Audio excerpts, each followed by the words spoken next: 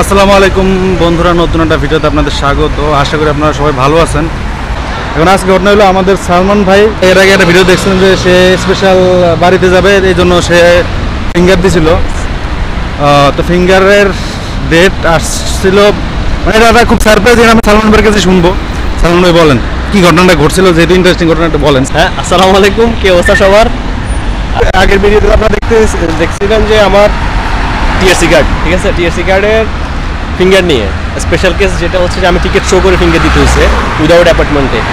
এখন মজার ব্যাপার হচ্ছে, খুব লাকিলি আলহামদুলিল্লাহ আমার 2 দিন, মনে হয় 2 কার্য দিবস ভাই না? হ্যাঁ, 2 কার্য দিবস পরেই মেল চলে আসছে যে আমার কার্ড রেডি। তো এরপরে আমাদের অথরিটি কোম্পানি বললো যে আর এত তাড়াতাড়ি দরকার কি, যেহেতু আমার টিকিট হচ্ছে 20 তারিখে। যাই হোক, আমি টিকিটের ডেটটা রিভিল করে দিলাম, যাই হোক এই আর কি। তো সেই হিসাবে আজকে আসছিলাম। তারা অনলাইন পোর্টালে দেখাইছিল 6টা পর্যন্ত খোলা। এখানে আমাদের এখানে এখন বাজতেছে 5:52। তার মানে আমরা 5:13 দিকে আমরা ওইখানে গেছিলাম। ওখানে ওরা বলতেছে যে অফ হয়ে গেছে, বা ওদের পোর্টালে ছিল। এখান থেকে তো প্রত্যেকদিন ডেডলাইন থাকে যে কয়টা পর্যন্ত খোলা থাকবে। তো সেই হিসাবে অফ হয়ে যাওয়ার কারণে আমরা আজকে কার্ডটা নিতে পারি নাই। তো ইনশাল্লাহ দেখি এবার আবার কোন দিন আসে, এই আর কি।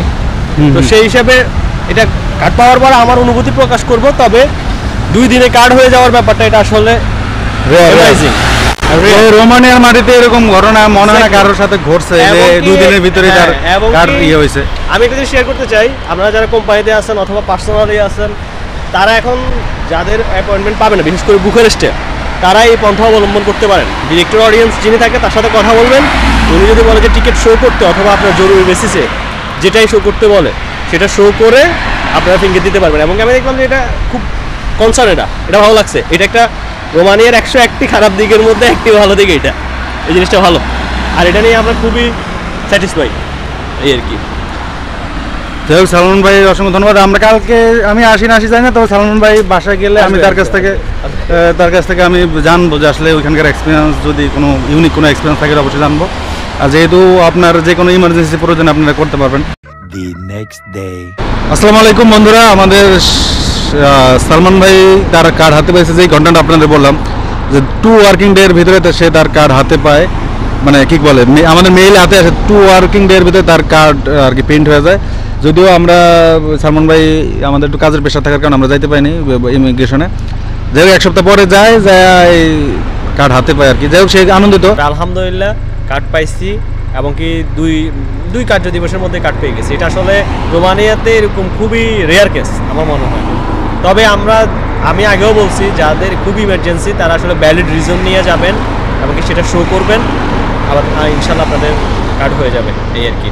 আর এখন অনেক কিছুই ওনারা চেঞ্জ করতেছে, ইনশাল্লাহ সব কিছু ঠিকঠাকের মতো হয়ে যাবে।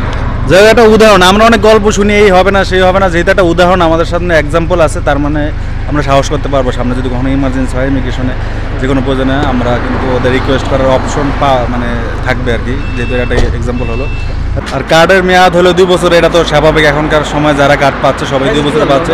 2-1 জনের মিস হয়, আমি এর ভিতরে কার কাছে যেন শুনলাম কেন মিস হয়ে যায় আমি জানি না, হয়তো তার ওয়ার্ক কন্ট্রাক্ট বা কোনো ব্যাপার স্যাপার আছে, এই বিষয়ে আমি শিওর না। তবে 99% লোকজন এখন 2 বছরের কার্ড পাচ্ছে, এবং তারটাও আমাদের সালমান ভাইটাও 2026 সালের কয় তারিখ পর্যন্ত, 22 তারিখ জুলাইয়ের 22 তারিখ পর্যন্ত তার মেয়াদ। এবং কি মজার ব্যাপার হচ্ছে যে এখানে একটা জিনিস অ্যাড করে, সেটা হচ্ছে যে আমার প্রথম কার্ডের মেয়াদ শেষ হয়েছে জুলাইয়ের 22 তারিখে, আমার সেকেন্ড কার্ডটাও ঠিক 2 বছর পরে ঠিক জুলাইয়ের 22 তারিখ পর্যন্ত। নিরাপদে সবাই থাকেন, সাবধানে থাকেন, ভালো থাকেন। আসসালামু আলাইকুম।